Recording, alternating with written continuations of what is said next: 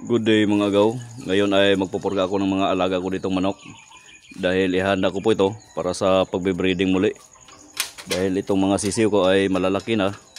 At kailangan ko na naman po na may bago na naman pong kasunod na mga sisiw. At sa ngayon ay nangingitlog itong mga alaga ko dito, pero table eggs lamang po ito. Hindi po ito fertile eggs dahil ang pinapakain ko dito sa ngayon ay yung chicken layers o yung pampaitlog na feeds. Dahil nung nakaraang mga buwan ay medyo masama po yung panahon dito sa amin dahil po sa sunod-sunod na mga bagyo.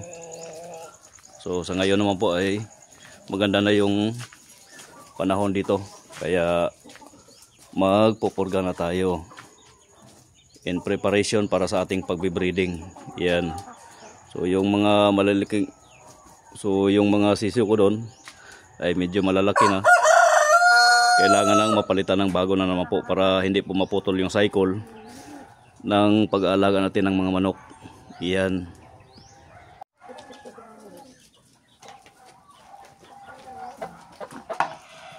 Ito po yung mga breeder ko dito mga agaw. Yan. Malalaking manok po ito. Malaki po yung katawan. Yan. So ito po ay BPR. Pero cross na po, hindi na po ito pure. Yan. So malaki po yung katawan nito, malapad at malaman. So masarap po itong gawing ulam. Yan.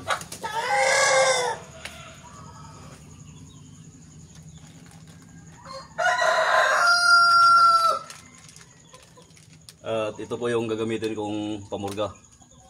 Yan, Birix. So ito po ay mura lang. 13 pesos po bawat sachet. At sa isang galon ng tubig ay 2 sachet po ang gagamitin natin dahil 5 grams lang po ang laman nito. Para mas maging epektibo ay 2 sachet po ang gagamitin ko sa isang painuman nila. At ito po, ang laman ng tubig nito ay humigit kumulang 1 galon na po.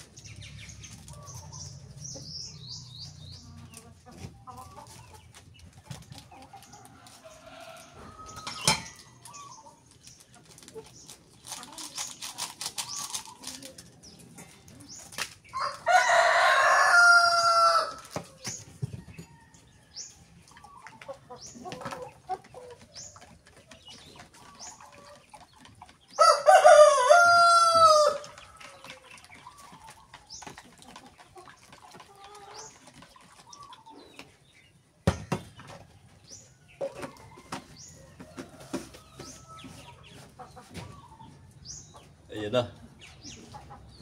Saka itong isa, bali 2 galong tubig po yung gagamitin ko dito ngayong araw.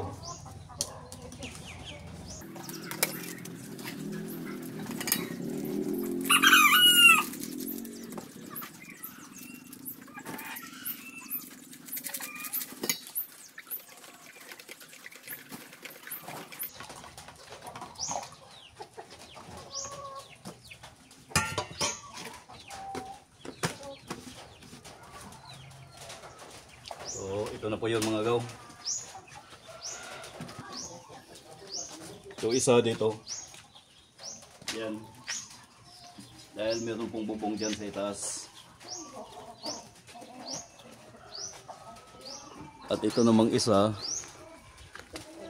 ay dito ko ilalagay.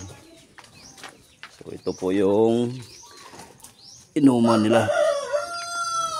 Yan.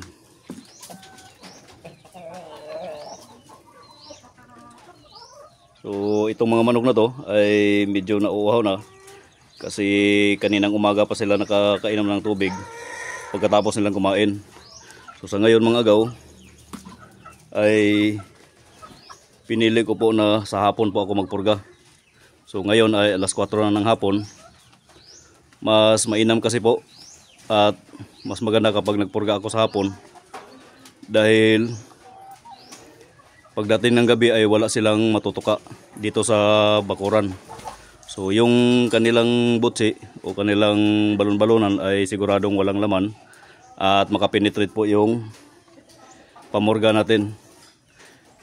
At pagka umaga at pagdating ng umaga ay sigurado pong mailalabas nila yung mga bulate. Yan. So kumakasta na po yung isa.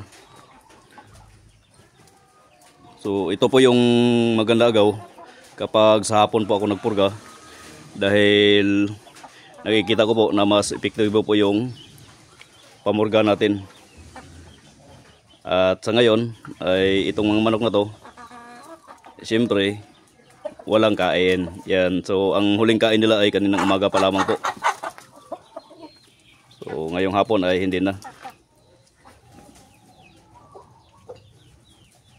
At yan. So yung mga maliliit ay nagsasabong na.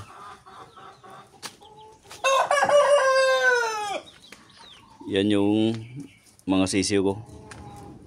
Bali 5 na lang po yung natira, dahil po sa sunod-sunod na bagyo na dumaan dito sa amin.